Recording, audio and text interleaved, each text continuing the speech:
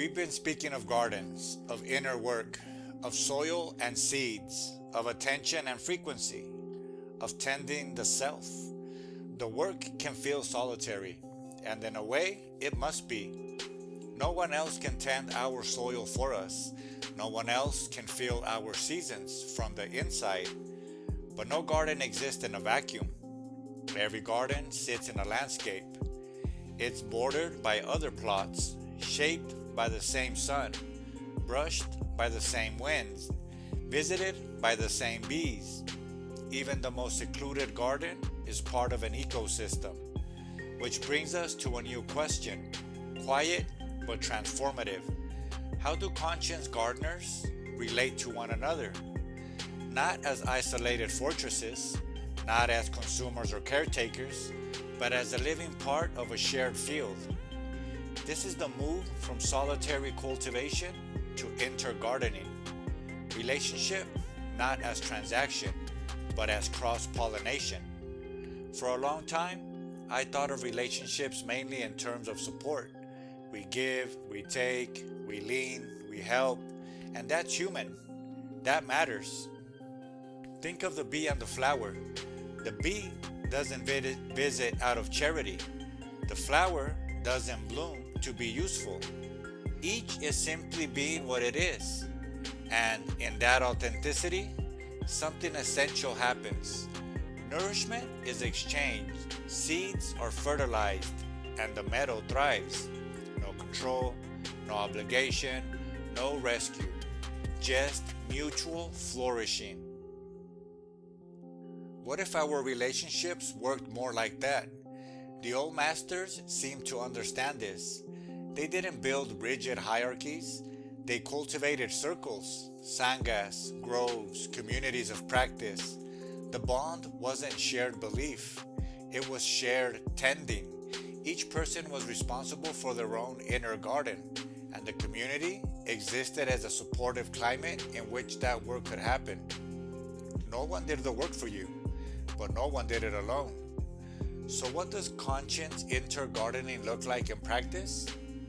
First, we tend our own plot with integrity. This is foundational. A disoriented bee doesn't pollinate, it spreads chaos. Likewise, we can't offer real connection if we're unrooted. Our first responsibility is our own soil, our own center, our own frequency. From that place, what we offer isn't advice or fixing, it's presence. And presence is fertile. Second, we visit other gardens with curiosity, not judgment. We don't peer over the fence thinking, they should really read that. We think, interesting, what grows there?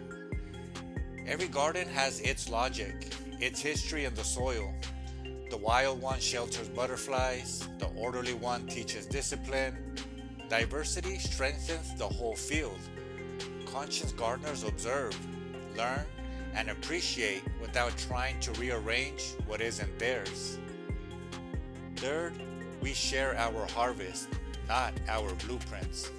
This is the heart of cross-pollination. We offer the fruit of our experience, a kindness grown from composted pain, an insight earned through practice, a calm that came from real work. But we don't insist others plant the same seeds in the same way. What thrives in our sun may wither in their shade. We trust their soil. We offer nourishment, not instruction manuals. Fourth, we allow ourselves to be pollinated. This takes humility. It means letting someone else's way of being changes. A friend's steadiness under pressure plants a seed. An artist's courage introduced a new color.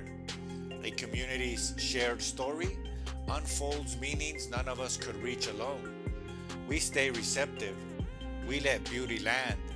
When this happens, relationships stop draining and start nourishing. A draining relationship is a strangling vine, taking light, stealing nutrients, leaving the host depleted. A nourishing community is a guild of companion plants. Corn gives structure, Beans enrich the soil, squash protects the ground.